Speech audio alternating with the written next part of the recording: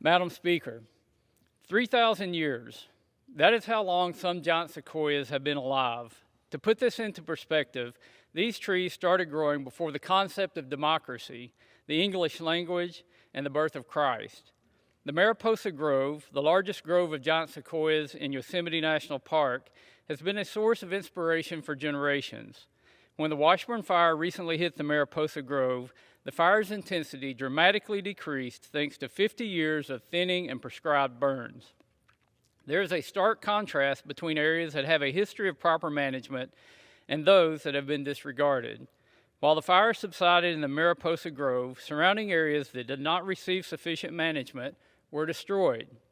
As a licensed forester, I take it upon myself to seek science-based solutions for the conservation of our forest. The Mariposa Grove serves as a prime example of how mechanical thinning and prescribed burns are necessary tools for proper forest management. It is my hope that the Grove continues its legacy of inspiration by encouraging a new generation of proactive forest management that will protect these iconic trees for the enjoyment of generations to come.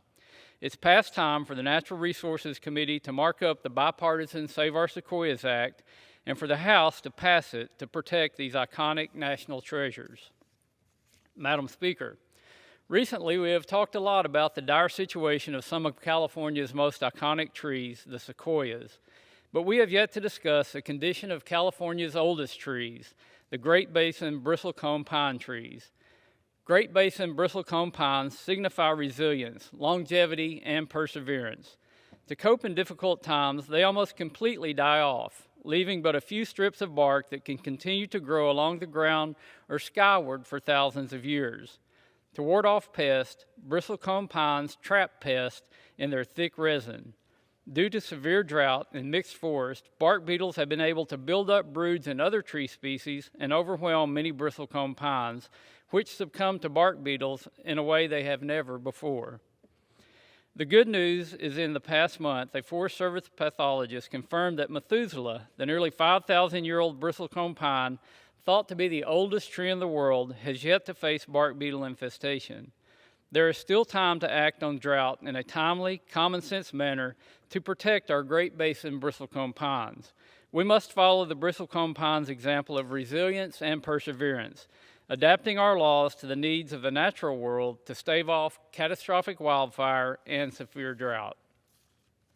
Madam Speaker, I rise to recognize the hard-working farmers and ranchers of Arkansas who are being crushed by unprecedented drought and heat on top of out-of-control inflation that has created suffocating input costs for basic farming inputs such as fuel and fertilizer.